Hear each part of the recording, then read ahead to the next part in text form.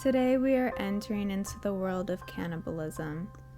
When we think of cannibals, fictional Hannibal Lecter and quite real Jeffrey Dahmer comes to mind. However, there is a less well-known cannibal that is still alive and free to this day. His name is Issei Sagawa. Issei Sagawa was born on April 26, 1949 in Kobe, Japan, to a wealthy family. Issei was born prematurely and was said to have been small enough that he could fit in the palm of his father's hand.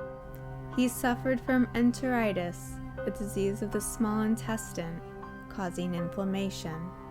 It is believed that from his early health issues, he was quite introverted, and instead of socializing with his peers, he spent most of his time reading and developing a strong interest in literature. His obsession with human flesh began very early in his childhood. There is one pivotal moment when he was a child that he remembers having a dream that he and his brother were being boiled in a pot to be eaten. He believes that this helped to start his fantasies about cannibalism. He grew up feeling that he was an unappealing and undesirable person. He was quite skinny and barely 5 foot tall, which only reinforced these thoughts of himself even more. As his fantasies about cannibalism became more sexualized as he got older, he became interested in tall, blonde, European women, which he considered to be the perfect woman. He attended Waco University and completed a master's degree in English literature. At the age of 24, when he was a student at Waco University, Issei followed a German woman home and broke into her apartment when she was sleeping. His purpose was to cannibalize her by cutting off a part of her buttocks. She, however, woke up and pushed him to the ground and was able to overpower him. He was taken in by police and charged with attempted rape. Because of Sagawa's wealthy father, who paid a settlement to the victim, the charges were dropped and his true intentions remained unknown. After this attack, Issei Sagawa tried to get help. He started to see a psychiatrist and began to confess his cannibalistic desires for the first time. The psychiatrist considered him to be potentially very dangerous to society. But before anything could be done, Sagawa's father again used his money to be able to send his son to school overseas. In 1977, at the age of 27, Sagawa moved to France to pursue a PhD in literature in Paris. He stated that during this time in Paris, he brought prostitutes home and planned to shoot them. However, each time his fingers froze and he couldn't pull the trigger.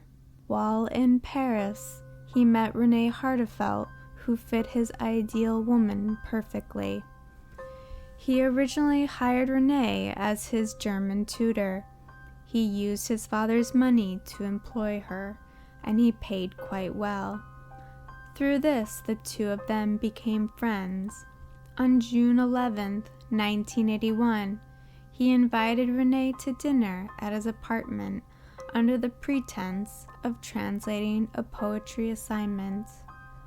He later explained that he had selected her for her health and beauty, which were things that he felt he lacked, and he believed if he killed her and consumed her, he would be able to absorb these characteristics, as he felt that he was weak, ugly, and small. When Renée was sitting at a desk working on the poetry assignment, Issei Sagawa came up behind her and shot her once in the neck with a rifle. He said he fainted from the shock of shooting her, and when he woke up, he realized he had been successful in killing her. He sexually assaulted her post-mortem, but was unable to cannibalize her body because his teeth were not sharp enough to bite through her skin. He left the apartment and bought a butcher knife. Then he consumed various parts of her body, eating her breasts, face, and saving other parts by putting them in the refrigerator. He even took photographs of her body at different stages of consumption. Once he finished with her body, he tried to dump her remains in a lake in Paris by carrying her dismembered body parts in a suitcase, but was caught in the act. When the police arrested him, he said, "I killed her to eat her flesh." Sagawa's father provided a lawyer for his defense while he was held for 2 years awaiting trial, during which time he was found legally insane and unfit to be tried by the French court. The judge ordered him to be held in a mental institution. Issei's account of the murder was published in Japan, which made him somewhat of a celebrity.